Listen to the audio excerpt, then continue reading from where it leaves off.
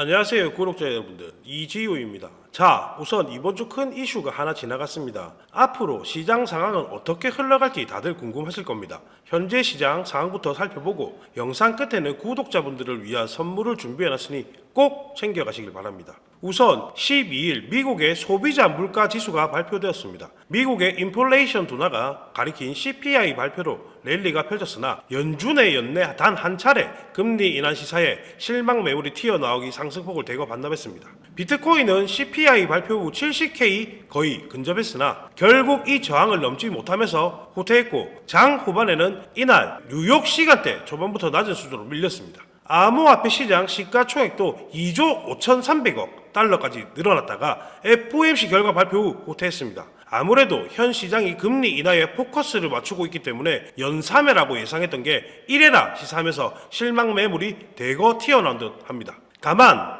파월의 기자회견을 보면 노동시장 상황이 예상 밖으로 악화가 하거나 인플레이션이 기대보다 빨리 둔화한다면 그에 따른 통화정책 대응을 할 준비가 되어 있다고 밝혔습니다. 파월 연준 의장은 FOMC가 금리를 5.2, 5.50%로 동결한 뒤 연 기자회견에서 통화정책이 우리가 당면한 위험과 불확실성에 대처하는 데 적절히 위치하고 있다, 이처럼 말했고, 광범위한 경제지표들은 현 미국의 노동시장 여건이 팬데믹 직전 우리가 위치했던 지점으로 복귀했음을 보여준다며 상대적으로 단단하지만 과열 상황은 아닌 것으로 보인다라고 평가했습니다. 연준은 이날 FOMC 회의 후 금리 현행 유지를 만장일치로 결정했고, 연준 금리 인하 전망 역시 기존 3회에서 1회로 크게 축소, 당분간 고금리 기조로 유지할 것으로 위원들은 내다봤습니다. 또한 파월은 오늘 CPI가 올바른 방향 한 걸음이나 단 한 번의 수치에 불과하다며 발언했기에 시장의 불확실성을 키워나갔습니다.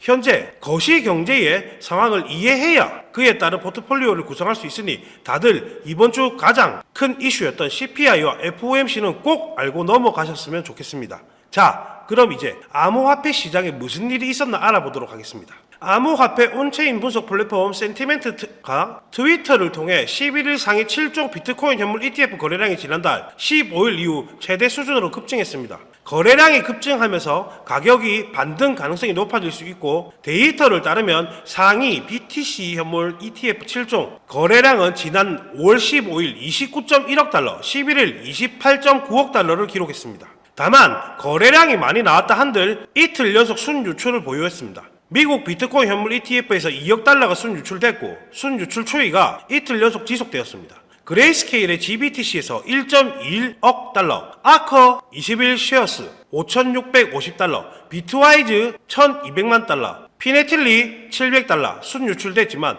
블랙록 순유입 유출이 나타나진 않았습니다. 최근 블랙락 행보가 중요합니다. 블랙락은 IBIT에서는 순유출이 일어나고 있지 않기 때문에 블랙록 IBIT의 움직임을 팔로우업하는 게 시장에 대한 힌트를 얻을 수 있기 때문에 집중해야 할 것 같습니다. 한편 암호화폐 전문 미디어 블록웍스가 미국 암호화폐 산업이 힘든 규제를 압박을 견딘 후 다시 회복하고 있다라고 12일 날 전했습니다. 이어 블랙웍스는 현재 미국 암호화폐 시장이 1년 전과 비교해 긍정적으로 변화했다는 점은 의심의 여지가 없습니다. 지난해 미국을 빠져가는 프로젝트가 절대 다수였던 반면 올해에는 일부 프로젝트가 미국 시장에 진출하는 사례도 등장했습니다. 대표적으로 USDC 발생사 서클은 미국에서 IPO를 추진하고 있지만 물론 미국 규제 압박이 풀렸다고 생각하는 것은 시기상조라고 설명했습니다. 매트랩스 알렉스 글루차우스키는 미국 암호화폐 커뮤니티 강력한 선거 세력으로 부상했고, 미국 정계는 암호화폐 지지자들의 표심을 잡기 위한